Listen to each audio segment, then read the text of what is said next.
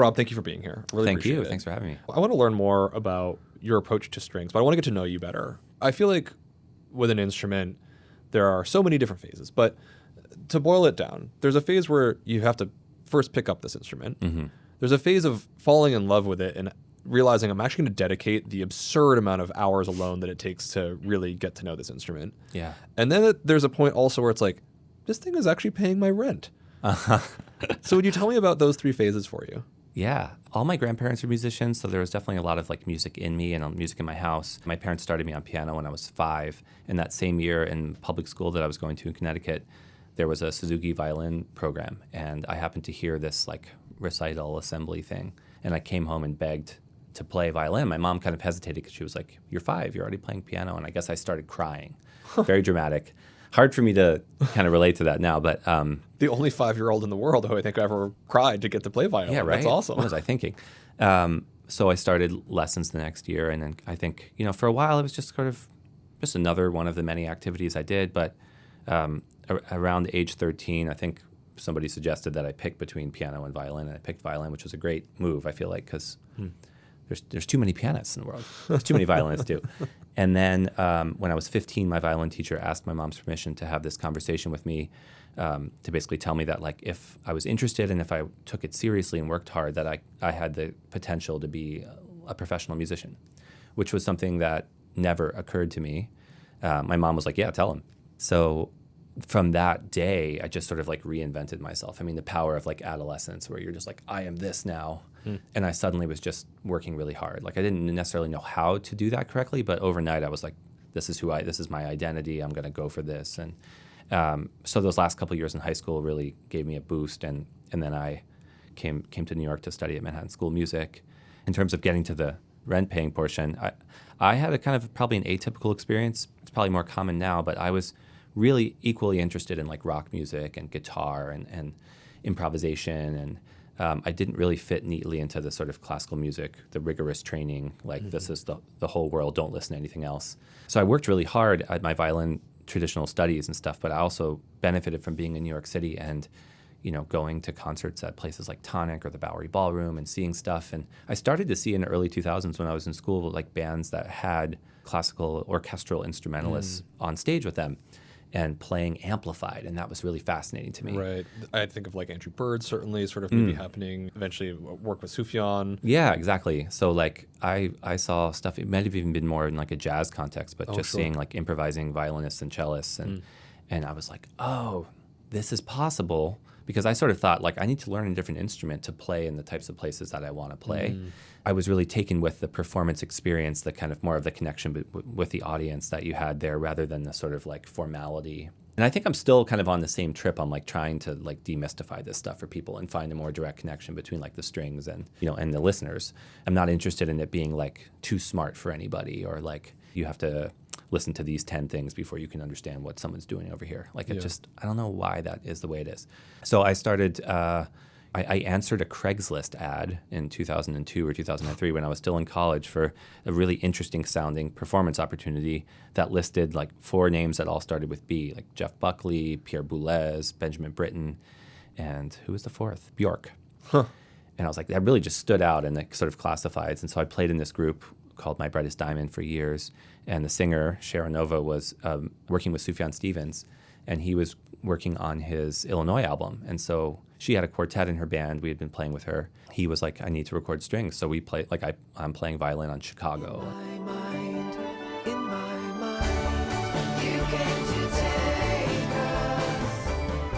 All things go. That was like one of my first recording sessions. It's funny thing is like I didn't know any of this indie music. It was totally new to me. It's just like what I found through this ad, and then I auditioned for this group, Anthony and the Johnsons, and like played all over the world in that group, and that led me to the National, which led me to Bon Iver. Like everything I've done has come from this like Craigslist random experience, and to me it was like always very interesting to make it easier for these interesting artists to use strings and other instruments like in their music, where they would have felt intimidated, but I thought their music was great and they had great ideas. And so it's like, let's like simplify the process whereby these things can meet each other. You are on so many of my favorite recordings from both the world of pop, but also just music more broadly.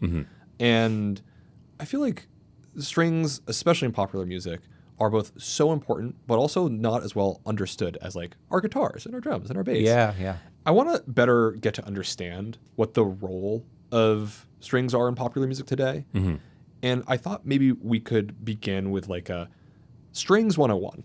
Would you be open to playing a few different techniques on the violin that you've brought here today? Yeah, and just sort of like share like, these are the different kind of voices that the violin can bring.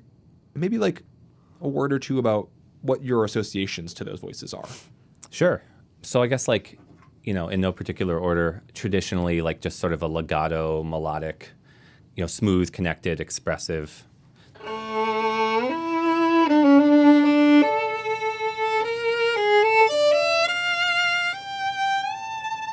So the violin, the lowest note is here, and then people play really high on the instrument too. So you can play melodies like that. That would be kind of reminiscent of someone singing. Something I like to do a lot is play in that way, but use a technique called artificial harmonics, which basically just means you're placing a finger partially down on the string, a fourth or fifth or third if you want, above the fundamental that you're playing, and it gives you this kind of spooky, haunting, less supported sound.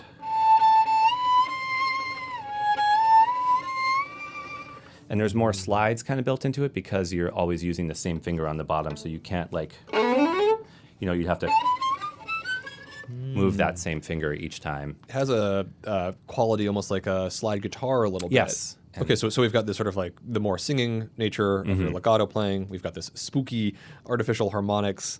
What else can we say? Pizzicato, where you're plucking,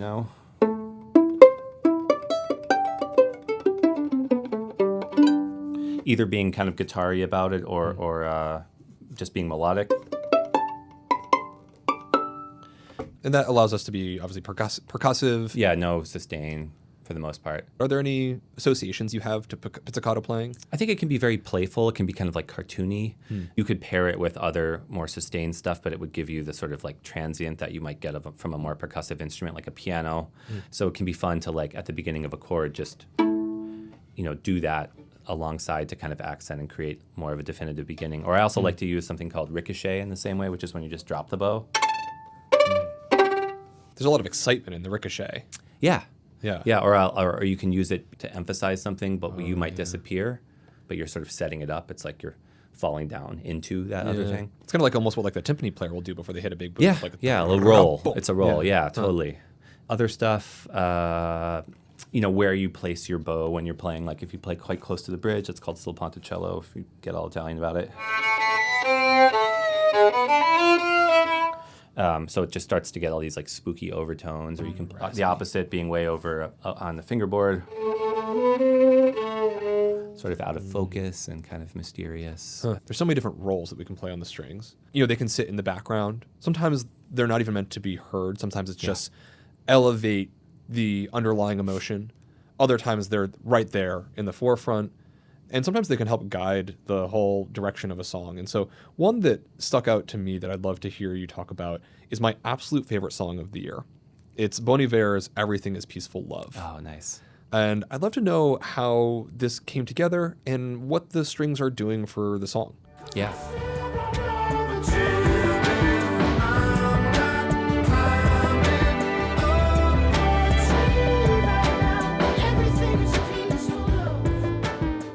This is, I think, one of the hardest songs to pull off because it's just pure optimistic love. It is so raw, so vulnerable. And that core lyric in the chorus, but damn if I'm not climbing up that tree right now. This feeling of ascension. Everything is peaceful love. As we're going up that tree, we're doing a great moment of text painting. You and Justin together are climbing up the scale, right. And it feels like we're ascending to that place of peaceful love. Will you describe how this line came together and how that kind of collaboration occurs? Yeah, Justin is like my most significant musical collaborator of my career. We've been working together for 15 years, and this is the 4th album I've gotten to work on with him. And I was so excited. I'd been hearing about this batch of songs from him for a while, and he kept saying, I really want strings. Because the last few records we worked on, I didn't really get to play so much as I got to arrange for other people. because he wasn't quite looking for that color. I could sneak some stuff in, but it wasn't like going to be a real feature. So we scheduled some time for me to go out to Wisconsin to record at his studio, but I got all the songs beforehand, and I was just kind of feeling like superstitious or nervous about it because I felt like here's my chance to like reconnect with this important person and actually play and sort of bring my own self into it more directly. And so I decided to go in on all the songs sort of secretly, in Brooklyn and just prepare some things but not send them. I really wanted to play them for him in person and obviously bring all my instruments and we could do anything over. But Everything is Peaceful Love is the only thing that I did in New York that just fully 100% survived into the finished product. But I had been working on another song a little bit before for an artist named Rini. It was called Miracle. He sent me the song and was like, can you play the vocal melody in the chorus? And I was like, that's such a weird request. Like, I would never do that. I would never presume to, Right. But I loved the effect, and I thought it just was kind of fresh in my mind. And when I heard this song, and the chorus just seemed so kind of new for Justin, like the fact that he would be doing a big upward line like that, really like putting himself out there.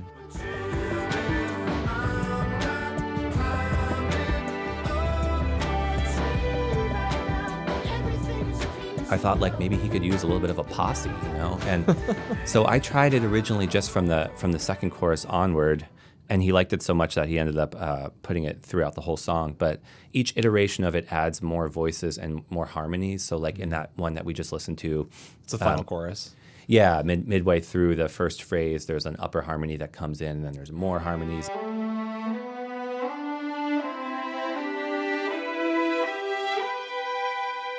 And what I thought was interesting about that, other than it just sort of feeling fuller, was that, as you sort of stack something up, like a third above and a fourth below or whatever you're doing, like there are these moments within the line where it's not just quite as simple anymore. It's like you're adding maybe a moment of minor or a nebulous moment in the way these notes kind of color around.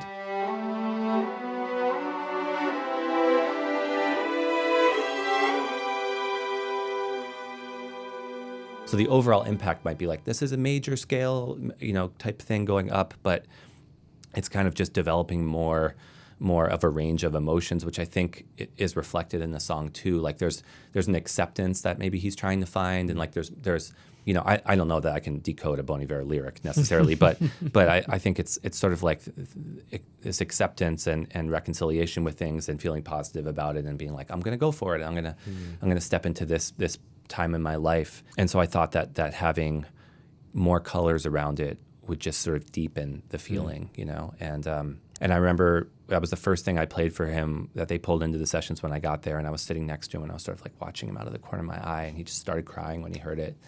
And I was like, okay, this is going to be really special, Wow.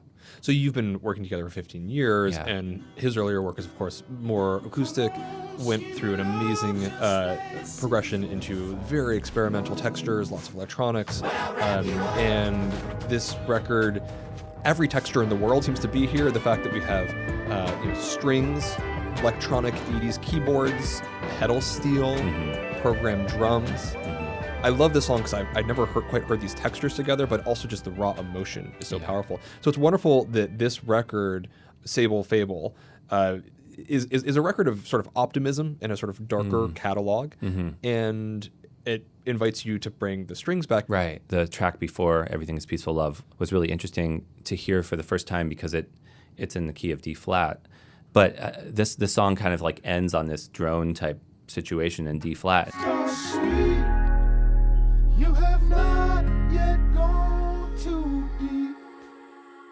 And then the next song is in G major, which, if you're following along, that's as far away as you can be key-wise, a tritone, it's like there's nothing inherently in common. And he was like, I'd love for these things to kind of like connect more, but I don't know how to do it.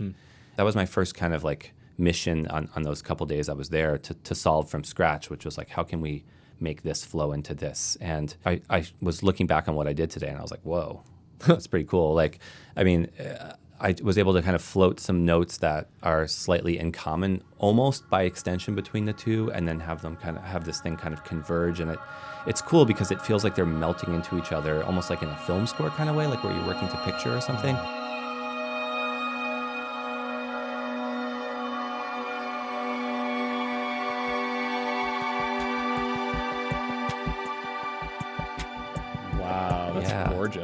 Yeah. And I feel like it's fitting because Short Story is the first song on the sort of LP portion of the two things that got wedged together. And it makes sense to me that like you're kind of coming out of this darker, more acoustic, intimate world of like, Space Side, and those songs feels analogous to the emotional journey that he went through to create this music, to write the songs, to feel the way that he's feeling now. So From darkness into light. kind of gives me chills still, That's the Wizard of Oz moment. Yeah. Yeah, I was trying to figure it out on the piano earlier, like what it was that I did, but because it's sort of like the highest note is the major third of the key that we were in, and there's a note in between that's like the second that sort of just gives it like a nebulousness, and then I put a note in that's one step below the old key, so it's like you're kind of like walking down away from it, like with a seventh. But those three notes together start to suggest this chord that's like in between that wouldn't normally go to the Everything is Peaceful Love chord.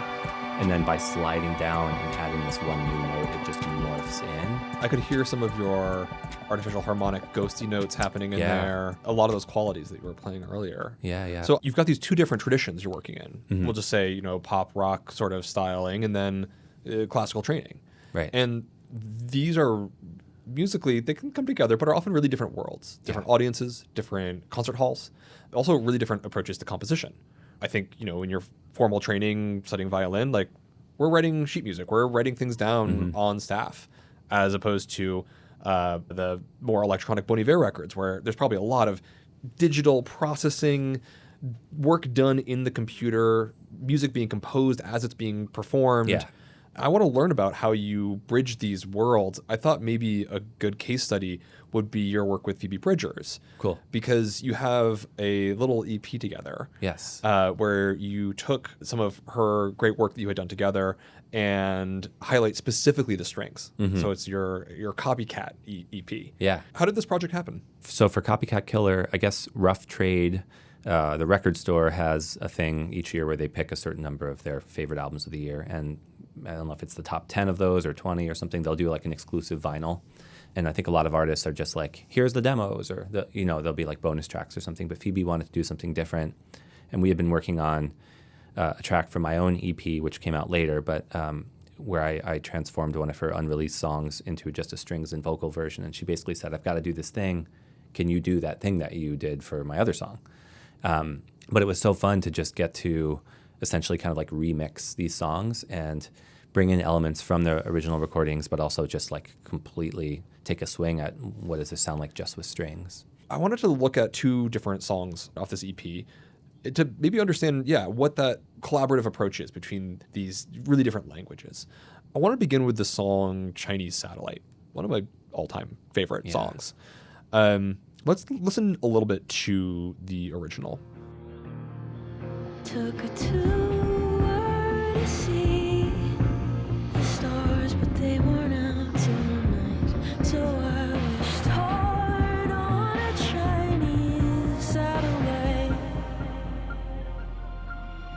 I want to believe. Instead I look at the sky and I feel nothing. You know I hate to be alone.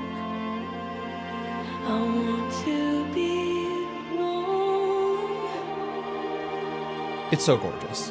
Yeah, I haven't heard that in a long time. Wow.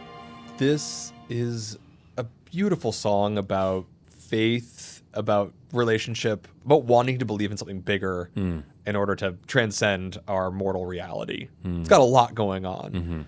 And there's this really beautiful line of, trying to look up at the stars, but they weren't out tonight, so all I saw was a satellite. And then I want to believe that, I'm looking up there, I'm not alone. And as she looks up to the sky in the song, all of the guitars drop out, all the production drops out, and it's just this string arrangement. Right. Tell me about this moment.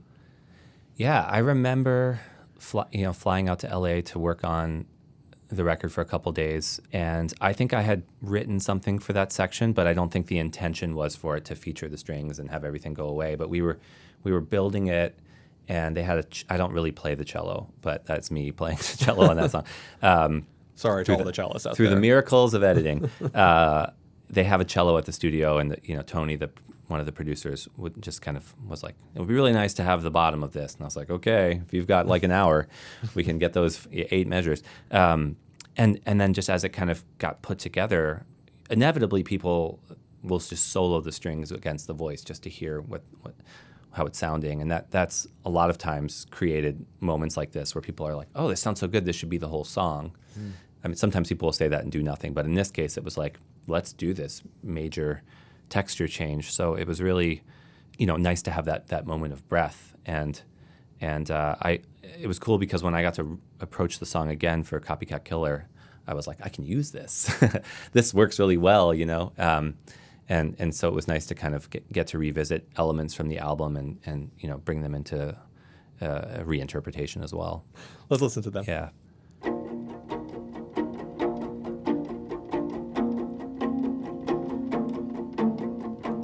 I've been running around in circles. So that's the Copycat Killer version. Here's the original.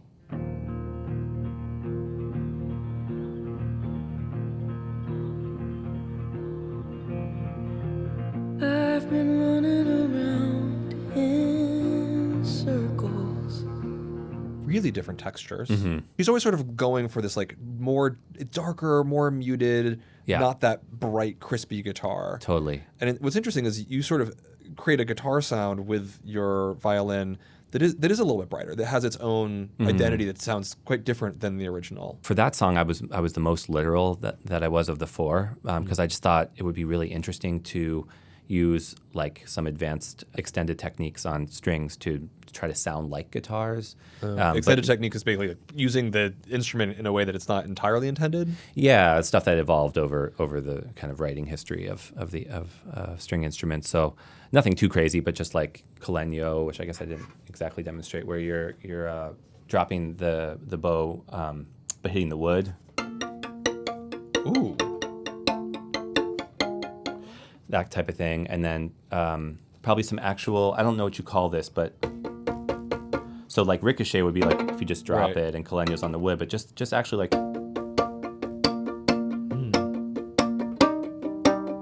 you get some of the pitch, but you get a lot of like thump too. And I was using violas on the recording, so it was richer, and I detuned them so that it was more open strings, and just kind of like in certain reviews, people were like, the guitars, and I was like, I pulled it off, like nobody knew. But and the other crazy thing about this project is that I got asked to do this when my son was like 5 weeks old, and it was like peak pandemic, August 2021, and I had like a week to do it. And the way that I came up with doing it was that I was going to just stay up all night 4 times and make 1 track per night. So I did all this like from conception fully to recording in like 6 or 8 hours overnight. Wow. And then like my family would wake up and I would, carry on with like the days. Like it was completely insane. I did two nights in a row. I took 1 night off and like slept, and then I did 2 more nights. I was supposed to do 5 songs originally, and I told her after the 4th one, I said, I think I'm gonna like get a divorce if I don't stop. Is it okay to just do 4? That's the killer side of Copycat Killer. Yeah, it was, but it was incredible because like you just have to, solve it. And so I really quickly just figured out like some version to kind of go, and on the other one, Savior Complex, like I'm amazed that I was able to do that. And that was I think the first one I did. Let's listen to that. Here's the original. So dreamy. I love this song so much in this recording. Emotional affair, overly sincere, smoking in the car, windows up. You worked on the original. Mm-hmm. What were you thinking about how you wanted to translate it? I think the approach that I tried to take with this in general was like, how much can we sort of imply and trust the listener to fill in the chords and stuff in their own ears based on the intervals that Phoebe is singing? Like what bare minimum thing can I add initially and then build from that'll still feel like the song? Because she's outlining the chords so well in her vocal melody that I'm like, if I can provide like 1 note and a bit of rhythm, will that feel like a guitar in combination with her? Emotional affair, overly sincere, smoking in the car, windows up, Wow. crocodile tears run the tap till it's clear. So you're bringing in a 20th century minimalism, Mhm. very Glassworks to me. Yeah. With these arpeggios that are kind of gliding in and out of time, these drones. Yeah, I was thinking about glass string quartets a little bit, like just if each voice is moving at a different rate, there's this kind of like incredible holiness of math that's happening, and it's like it's creating this wash at the same time. Let's listen to that. Oh, So yeah, just stop. Call me when you land. I'll wow. drive around again. One hand on the wheel, one in your mouth. Turn me on. It's gorgeous. There's some really lovely harmonies. It was really, really fun to do that. I just basically just would sit at the piano and try to come up with like a section and then record that. And then it would be like 3 a.m. and I'd be like, oh my God, how am I going to? So you can hear when it arrives at verse 2, the strings just stop because that was like as far as the idea went. I didn't write anything down. I was just like making it. Huh. And then it's just like this nice line of her by herself, and then a complete texture shift because I'm also allergic to the idea of strings just like being like wallpaper and just kind of continuing. So there's this like crazy string interruption in the second verse that has all this like ricochet, and I feel like it's just like this. It's maybe too much or something, but it's what happened, and it's like a cool palate cleanser, and then lets us go somewhere completely different afterwards. I'm a bad liar with the city. Yeah, I changed all the chords there too. I feel like, by verse 2, it's sort of when there's nothing else happening, part of the evolution of the arrangement can be like, what if we felt this way about it? What if you're kind of working with the words, like bending the feelings a little bit. So I had the freedom to do that in this project because there was nobody else playing. And no one telling me what to do. Yeah, I would just make these overnight and send it to her with her old vocal, like kind of edited to fit the tempo. And she would be like, sounds great, do another one. And then like a week later, she sang to all of it. We added the cello, it got mixed. It was like totally, we were in different places. Like There's a way though that you really feel like you're in conversation. I mean, this shift reveals a lot to me. One, it shows me that you are equally comfortable in the world of improvisation, playing something on the spot, recording it as you're arranging it, as you are with pen and paper and arranging in a more formal kind of way. Mm-hmm. But you're also incredibly responsive to the lyric. So just like before in Chinese Satellite, where we hear this moment of like looking up to the sky and then it's all string arrangement, here we have this wonderful change in texture when she says, call me when you land. Yeah. Like we've landed Yeah. and we're in a new territory. Call me when you land. I'll drive around again.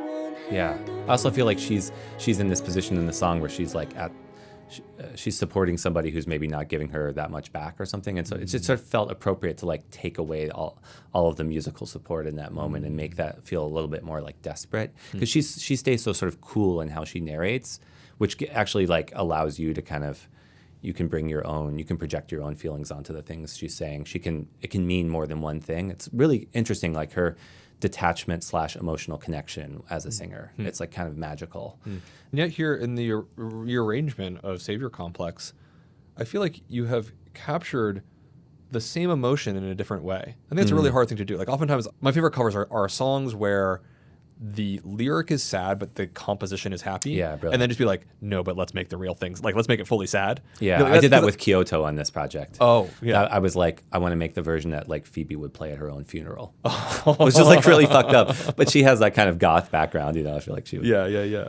And yet here with Savior Complex, this sort of like lullaby into outer space quality, which I heard in the original, is there as well in the copycat version. Wait, let's hear Kyoto for a second, the saddest version. Yeah. gonna kill you if you don't beat me to it. Dreaming through Tokyo skies, I wanted to see the world. Then I flew over the ocean and I changed my mind. Wow. And so when she sings, and I changed my mind, what in the world just happened? In the strings, gosh, I don't know. It's just kind of this endless journey of following this line down, I guess, I think that's around where I maybe actually get to the right chord for a second, but then I don't really stick with it. Yeah. It's sort of, there's like a bridge or a peace offering in a way between the music and the words or something, but it's like, it's not done searching somehow. Her mind is still changing. Yeah. I'm so proud of those. One thing I want to know better about arranging for strings is how working on a song with strings as sort of the lead is different from collaborating with someone maybe where it's an after the fact sort of support role. I was wondering if we could highlight two different examples. One where you came in and said, we need strings, you put strings in there. What that relationship is versus like, we are co-authoring a song and strings are a part of it. And so the two songs that come to mind would be either Lizzie McAlpine's Ceilings or Gracie Abrams' I Love You, I'm Sorry. Yeah, I think Ceilings is really interesting arrangement-wise. I was listening to that today. I was like, oh, this is really cool. This is Lizzie McAlpine's Ceilings. Yeah. It's kinda cute, but it's so short. Then you're driving me home, and I don't wanna leave, but I have to go. You kiss me in your car, and it feels like the start of a movie I've seen before. I'd love to learn about how Ceilings came together and how the strings are acting as a support for Lizzie and her song. Yeah, that's an interesting one because the melody she's singing is she's centering around a note that's like not exactly normally in that chord. She's doing this like Lydian sharp 4 thing that's very expressive. And so I was trying to figure out like, why did I pick that first note that I played? And I think it's because I was trying to find a note that could work with what she was singing. This is going to sound very obvious, but the melody she was singing and then also the chord, but like not a note that she was going to run into. So I think I was interested in just like hovering some things and creating this kind of suspenseful, like it's the beginning of a new emotion, but you don't quite know where it's going to go. It's not like giving you a melody. It's just like this note enters and then this note enters. And over time, they kind of accrue into something that's like this smoky, hazy kind of experience. And I hear the notes moving in ways that almost make sense. Like I'll be playing a note that like would have been normal on the chord just before or the chord that's coming, but I'm sort of like dancing around it until the moment where she says like it's like the movie what's the exact line? And it feels like the start of a movie I've seen before. Right. And that's where the low strings come in and kind of like I'm still on the notes from the previous chord up high, but the low note is the correct note, and there's this sort of duality there that just feels very cinematic for some reason. And I think and you are the movie that she's I got to be describing. it. Right. And this song is so much about ruminating about a love that is dreamed for, staring at the ceiling, wishing things were a movie, and you literally get to realize this sort of cinematic quality at that moment. Yeah. You described trying to find that melody. She's singing this note that's a little uncommon. Could you show me what you're talking about? Sure. She's like, we're playing and she's singing this. Sorry for my intonation, but it has that kind of a rub to it. So instead of playing a note like or something, one of these notes over top, I think came in with a, which is, it's the same type of relationship that I actually did on the short story. Yeah. It's a note that's like, it's not wrong, but it's not like, oh yeah, you found the note. It's like a little bit more, it can mean different things. There's a lot of ambiguity, which is something that we're hearing in this song. There's ambiguity about relationship. Yeah, it's the kind of thing that like if you were playing a guitar chord and you weren't careful, that note might be ringing on top of your chord and you didn't really intend to play it, but it's just like a cool artifact. And so I feel like I latch onto those. Kind of like. What was that interval? Ninth. It was a ninth. Yeah. A ninth on top of a four, sharp 4. Yeah. So that makes sense, but it's and in the context of the underlying harmony, it's like, ooh, there's a lot of tension going on. A lot of this is just, I mean, all of it is very intuitive. It's basically just me listening to the song and singing along and trying to remember what I did.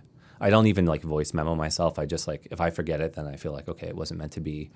It's like just trying to kind of be in real-time dialogue with something, even though you're capturing it.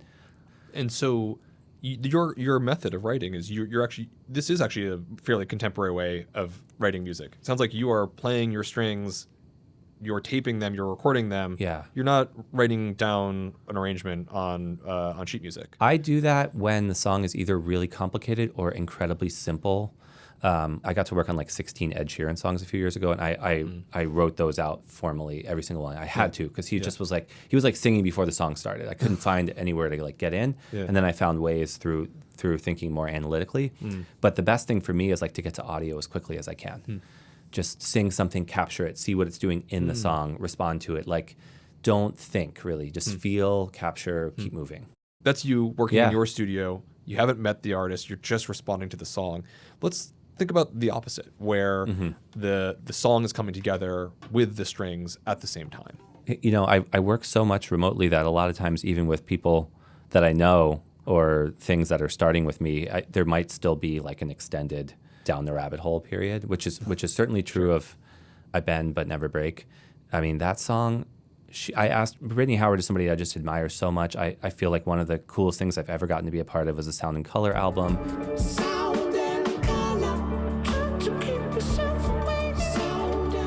So I've just admired her for a long time, and she was, one of the first people that I asked when I had this idea to do a project of my own. You call it inflorescence. Yes, inflorescence. I just asked, like, do you have a song that, you've written that didn't kind of like find its way, but that still matters to you, that you would be open to me trying to, create with? And so she shared that song with me. Tried to hold me down. I bend but never break. I bend but never break.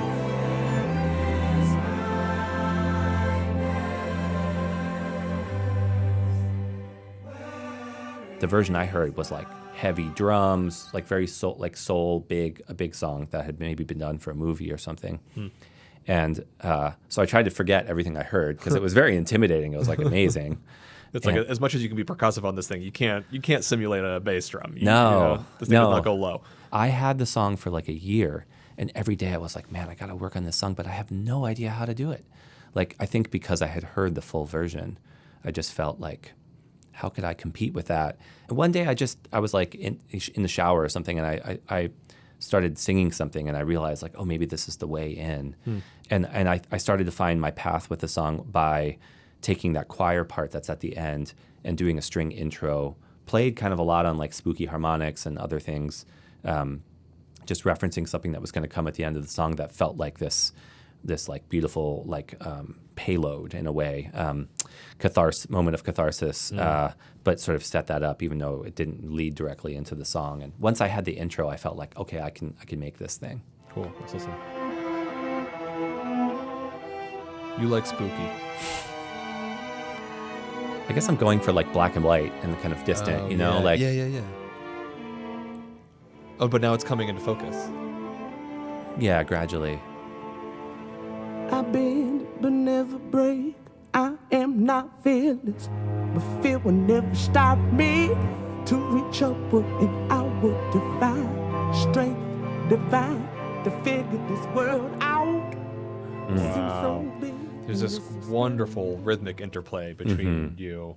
Brittany's got this, and then this little. What I realized was she's mostly singing on this one note, but she's giving so much drive. Like she's like the drummer. So all the things that I was like intimidated by having to replace, I realized like she contained it all, and she was feeding that information to everybody she was playing with at the time, and so we still had it.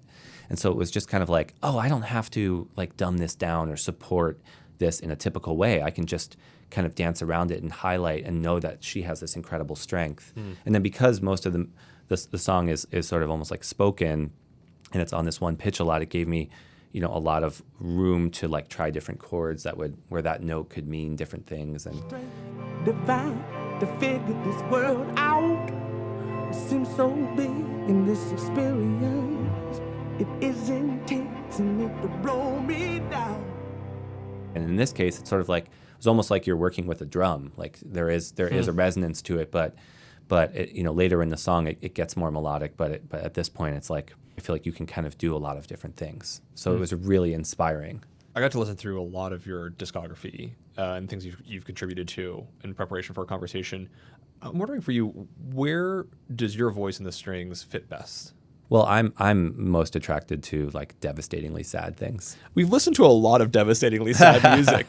Is there an upbeat one? And then on the whole playlist, there's like Flowers, and that's even pretty devastatingly sad. Yeah. Just upbeat song. But don't you think the best music is sad? It is. Well, I mean, we listen to Everything is Peaceful Love.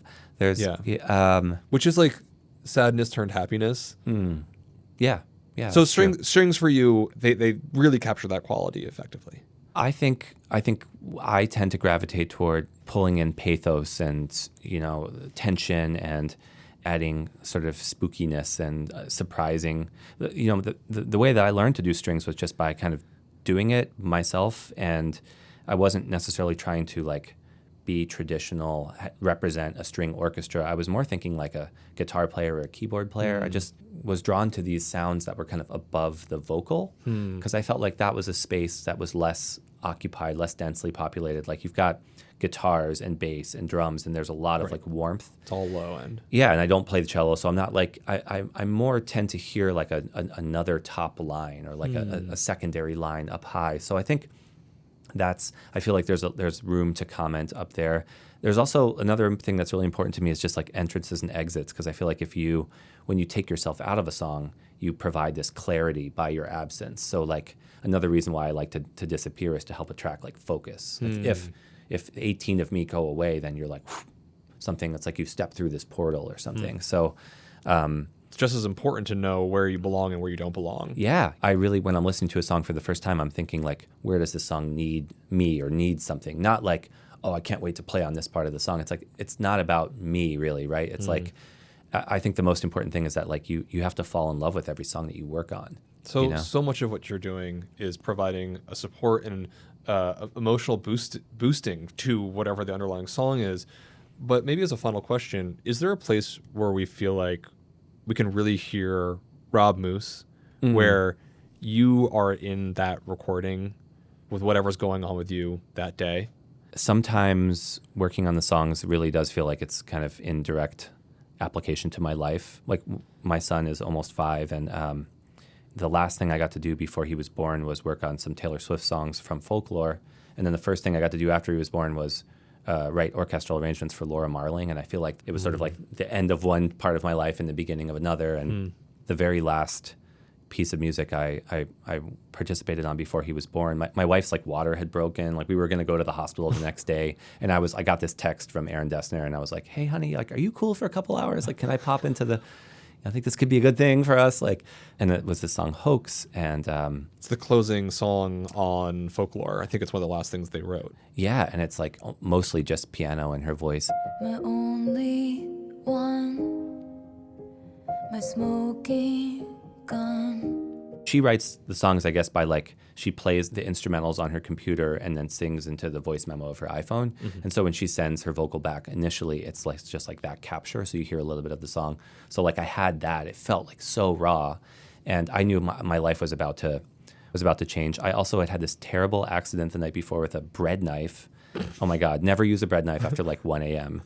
And I had sliced open my ring finger, which is my favorite finger to use for like a juicy tone and good vibrato. So I had like, it was bandaged and gauzed and stuff, and I couldn't put it down. And so I only had like 3 fingers to use, and there's this fragility to, the song I think takes you there anyway, but I can hear what I was going through. And I You're about to be a dad any second, and your finger is... I almost destroyed my livelihood, Oh my gosh.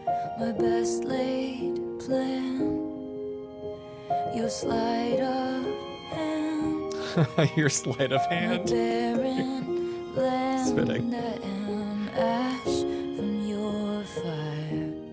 I remember recording it, sending it to Aaron, and he texted me back something like, I love it. I think I'm going to use all of it. And it's really frail and quiet. And it's like, it's really, I feel like it's almost like her Sufjan Stevens song or something. Like the whole song feels like that. Like it's like recorded an inch away from you and very vulnerable. And so it was like method acting. You're like, well, you better use it because there's no time for punch-ins. Yeah, Like, yeah. There's no overdubs. I'm in the hospital. What's the point of keeping score? You know it still hurts. I don't really sound that good. I don't sound confident, you know, but it's kind of right. What you did was just as dark. I mean, there's such a fragility to this song. It makes sense that you were in an incredibly fragile position in so many different ways. No one else could have done it. I was uniquely qualified.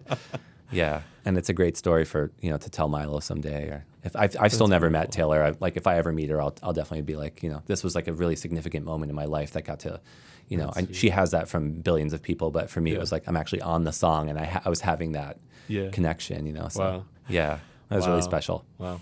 Rob, thank you so much for joining us. I really appreciate it. It's been a pleasure chatting with you. Oh, likewise. Thanks so much.